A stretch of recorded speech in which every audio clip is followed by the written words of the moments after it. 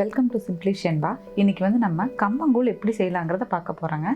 அதுக்கு முன்னாடி கம்பங்கூழ் நம்ம உடலுக்கு தரும் ஆரோக்கியம், அதோட நன்மைகள் என்னென்னங்கிறத நம்ம இப்போ பார்க்க போகிறோம். 10 வருஷத்துக்கு முன்னாடி பார்த்தீங்கன்னா எல்லாத்து வீட்லேயுமே மேக்ஸிமம் கம்பங்கூழ் செஞ்சு சாப்பிட்டுட்டு இருந்தாங்க. ஆனால் இப்போ நிறைய பேத்துக்கு பார்த்தீங்கன்னா நமக்கு கம்புனாலே என்னென்னே தெரியாத அளவுக்கு மாறிட்டோம். இந்த காலகட்டங்களில் பார்த்திங்கன்னா உடல் சூட்டை தணிக்கிறதுக்குன்னு சொல்லிட்டு கண்ட கெமிக்கல் போட்ட கூல்ட்ரிங்க்ஸ் தான் நம்ம குடிச்சிட்ருக்கோம். அதே பழைய காலத்தில் பார்த்திங்கன்னா மேக்ஸிமம் கம்பங்கூழ் தான் எல்லாருமே குடிப்பாங்க. இதில் இரும்பு சத்து ரொம்பவுமே அதிகமாக இருக்குங்க. அதனால் ரத்த செல் அதிகரிக்கும். இதனால் ரத்த சோகை பிரச்சனைகள் எல்லாமே நீங்கிரும். சில பேத்துக்கு பார்த்திங்கன்னா ரத்த உறையிற பிரச்சனை இருக்கும். அந்த ரத்தம் உறையிறனால கரோனி இதய பிரச்சனையும், அதுக்கப்புறம் பார்த்திங்கன்னா பக்கவாத பிரச்சனையும் ஏற்படும். இந்த கம்பங்கூழை ரெகுலராக குடிச்சிட்டு வரும்போது அந்த ரத்த உறையிறதை தடுக்கும். கம்பில் விட்டமின் பி அதிகமாக இருக்கிறனால கார்போஹைட்ரேட்டையும் கொழுப்பையும் இதுக்கு உடைக்கிற தன்மை அதிகமாக இருக்குது. உடலில் கொலஸ்ட்ரால் தேங்கிறத தடுத்து இது நல்ல கொழுப்பை அதிகரிக்கும். பசின்னு சொல்லிட்டு சில பேர் பார்த்திங்கன்னா கண்ட ஃபுட்டை அதிகமாக எடுத்துகிட்டே இருப்பாங்க. அந்த மாதிரி இருக்கிறவங்க காலை உணவாக கம்பங்கூழை எடுத்துகிட்டு வரும்போது அந்த பசித்தன்மையை இது நீக்கிட்டு நல்ல ஒரு எனர்ஜி ஃபுட்டாக இது இருக்கும். கம்பில் நார்ச்சத்து அதிகமாக இருக்கிறனால இது செரிமான மண்டலத்தை சீராக்கும். அது மட்டும் இல்லாமல் குடல் புற்றுநோய் வராமல் இது தடுக்கும். டயபெட்டிக் பேஷண்ட்ஸ் இந்த கம்பை தாராளமாக எடுத்துக்கலாங்க. ஏன்னு பார்த்தீங்கன்னா ரத்தத்தில் இருக்கிற சர்க்கரை லெவலை இது கட்டுப்பாட்டில் வைக்கும்.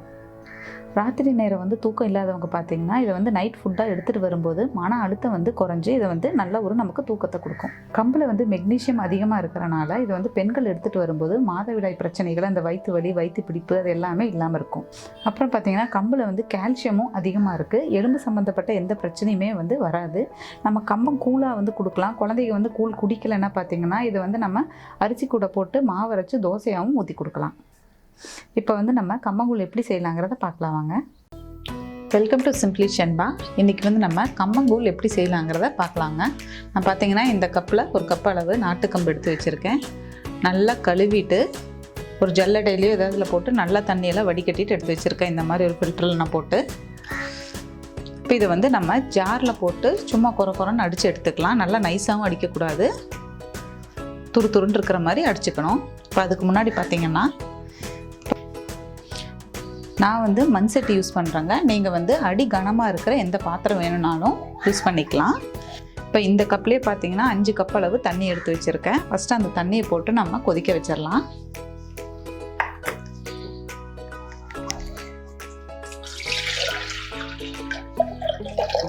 இந்த தண்ணி சூடாகட்டும்.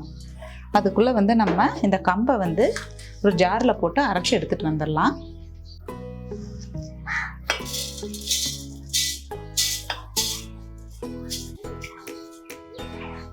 லைட்டாக ஒரு சுற்று விட்டிங்கன்னா போதும், நைஸாக அரைக்க வேண்டாம். அப்போ தான் நல்லாயிருக்கும். நம்ம இந்த மென்று சாப்பிட்ற மாதிரி இருக்கணும் கம்பு கொஞ்சம். பாருங்கள், இப்போ நம்ம அரைச்சி எடுத்துகிட்டு வந்தாச்சு. நல்லா நைஸாக அரைக்கல, துருன்னு அரைச்சிருக்கேன். தண்ணி சூடாகட்டும். அது கொதிக்கிற ஸ்டேஜில் இதை நம்ம அதில் ஆட் பண்ணிக்கலாம். இது மேக்ஸிமம் நீங்கள் மண் சட்டி கிடச்சா அதுலேயே யூஸ் பண்ணுங்கள். அதுதான் ரொம்ப நல்லது. இப்போ நீங்கள் சாயந்தரம் வைக்கிறீங்கன்னா ஒரு 4-5 மணிக்கு வச்சுருங்க. வச்சுட்டு அது சூடு ஆறின உடனே அதுக்கப்புறம் அது கொஞ்சம் கட்டி ஆகிடும். சூடு ஆற அதில் நைட்டு நம்ம தண்ணி ஊற்றி வச்சிடலாம். ஃப்ரிட்ஜிலலாம் வைக்க வேண்டியதில்லை, வெளியே வச்சுருங்க. அப்போ காலையில் மோர் ஊற்றி கரைச்சி குடிச்சிக்கலாம். இப்போ தண்ணி சூடாகட்டும். சூடானதும் நம்ம இதை அதில் ஆட் பண்ணிக்கலாம். தண்ணி நல்லா சூடாகிடுச்சுங்க, கொதிக்கிற ஸ்டேஜ் ஆகிடுச்சு. இப்போ நம்ம பொடிச்சு வச்சுருக்கிற கம்பு அது கூட ஆட் பண்ணிக்கலாம்.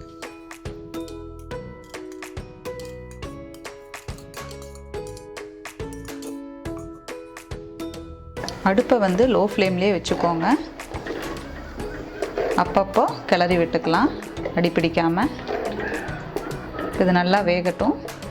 ஒரு 15 நிமிஷம் இருந்தால் நல்லா வெந்துருங்க. சிலர் இது வேகும்போதே உப்பு ஆட் பண்ணுவாங்க. நான் உப்பு ஆட் பண்ணல. பாருங்கள், ஒரு அளவுக்கு வெந்துருச்சு. நம்ம அப்பப்போ இப்படி கிளறி கொடுத்துட்டே இருக்கணும், இல்லைன்னா அடி பிடிச்சிரும். ஒரு அளவுக்கு வெந்திருக்கு. இப்போது இன்னும் கொஞ்சம் வேகட்டும். நான் அந்த கப்புலேயே 5 கப் அளவு தண்ணி ஊற்றினேன். தேவைப்பட்டால் இன்னொரு கப்போடு நீங்கள் ஆட் பண்ணிக்கலாம். ஏன்னா இது நம்ம வெந்து இறக்கி வச்சதுக்கப்புறம் பார்த்திங்கன்னா நல்லா கட்டியாகும். கொஞ்சம் வேகட்டும்.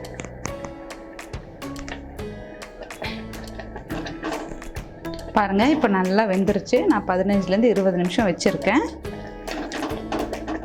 இப்போ கொஞ்சம் தண்ணி மாதிரி தான் இருக்குது. நமக்கு ஆற ஆற இது கட்டி ஆகிக்கும்.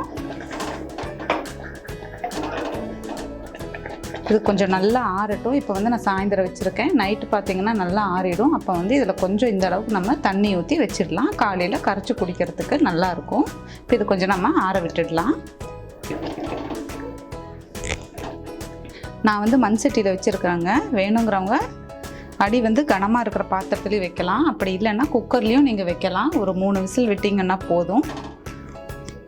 அது இன்னும் சீக்கிரமாகவே ஆகிடும் குக்கரில் வைக்கும்போது. நமக்கு பார்த்திங்கன்னா நான் குக்கரில் வச்சா நல்லது இல்லைங்கிறனால நான் வந்து மண் சட்டியில் வச்சுருக்கேன்.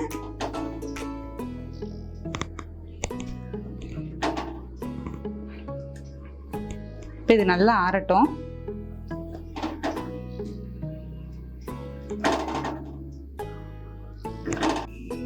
இப்போ பாருங்கள், நல்லா ஆறிடுச்சு. ஆறின உடனே நல்லா கட்டியாயிருக்கு.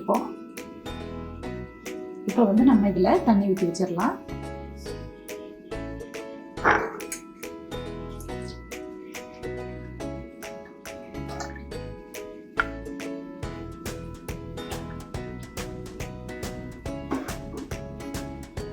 இப்போ தண்ணி ஊற்றி வச்சுங்க. நம்ம இங்கே வந்து இதை மூடி வச்சிடலாம். இப்போ நான் வந்து நைட்டு வச்சுருக்கேன். காலையில் நம்ம மோர் ஊற்றி கரைச்சி குடிக்கலாம்.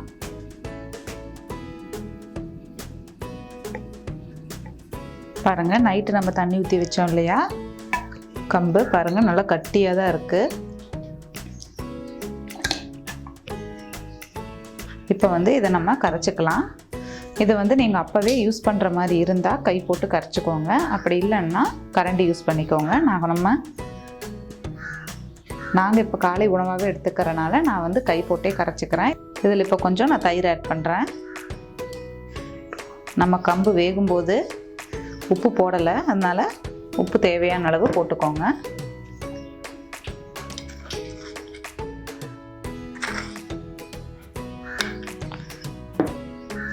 நல்லா கரைச்சிக்கலாம். உங்களுக்கு தண்ணி மாதிரி வேணும்னா இன்னும் கொஞ்சம் நீங்கள் தண்ணி கூட ஆட் பண்ணிக்கலாம். கட்டியாக வேணுங்கிறவங்க இந்த அளவுக்கே போதும்.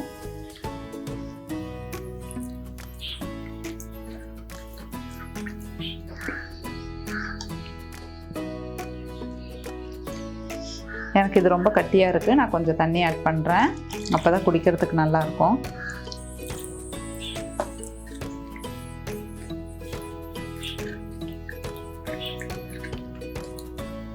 நல்லா கரைச்சாச்சு. நல்லா மணமாக இருக்குது. தயிரும் கம்பும் சேரும்போது நல்ல மணமாக இருக்கும்.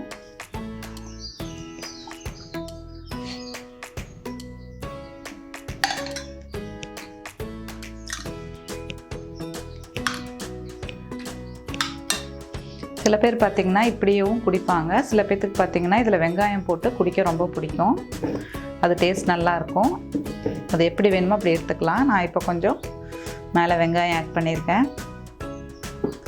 ரோட்டு கடையிலலாம் கொடுக்குறது பார்த்திங்கன்னா மேலே கொஞ்சம் வெங்காயம் போட்டு தான் கொடுப்பாங்க.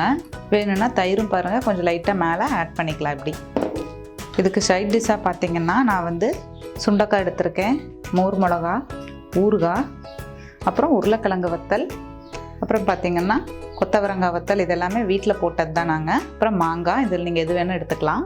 நீங்களும் இந்த மாதிரியே கம்பங்கூழ் ட்ரை பண்ணி பார்த்துட்டு கமெண்ட் பண்ணுங்கள். சிம்பிளி ஷென்பா சேனலை சப்ஸ்கிரைப் பண்ணாதவங்க சப்ஸ்கிரைப் பண்ணுங்கள். கூடவே பெல் பட்டனையும் ப்ரெஸ் பண்ணுங்கள். தேங்க்யூ.